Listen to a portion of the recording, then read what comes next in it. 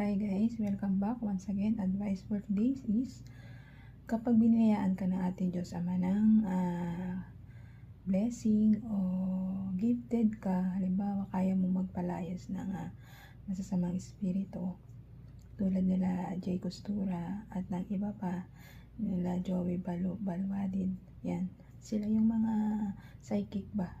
Kapag binayaan ka ng Diyos Ama ng gifted na bigyan ka ng ganyang gawa, pagiging psychic mo, nakikita mo yung hindi future ba na mangyayari para magbigay ka ng babala tulad nila Daniel sa ating Bible, di ba? Na nananaginip siya ng mga mangyayari na pinapatid ng ating mahal na Panginoon na magaganap, at saka nila Joseph, di ba? Sila po yung mga psychic na pinapabot ng Diyos na mangyayari at magaganap. Parang ganito rin po yun aking advice ngayon. Today is mapapalayas ang mga masasamang espiritu sa panalangin o taimtim na pagdarasal para ito ay mapaalis na isang may taglay na psychic na kapangyarihan na bigay ng taglay na bigay ng ating Diyos Amang nasa langit na buhay.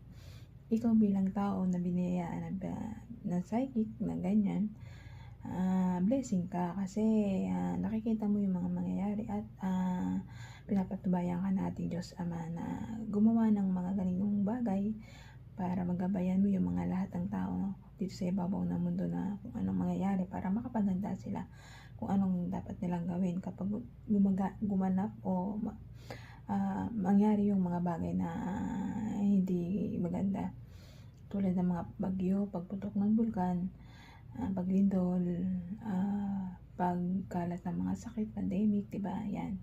At kagutuman at tag-init. Yan. Yan po yung mga babala ng ating Diyos na nakikita ng binibigay sa isang tao na pwede mangyari at pwede magbabala sila sa tao sa pamamagitan ng social media. Nagpapayag sila Jay Costura para maalalahanan yung mga tao na ganito ang mangyayari. Maniwala man kayo hindi ay depende na lang po sa inyo yon.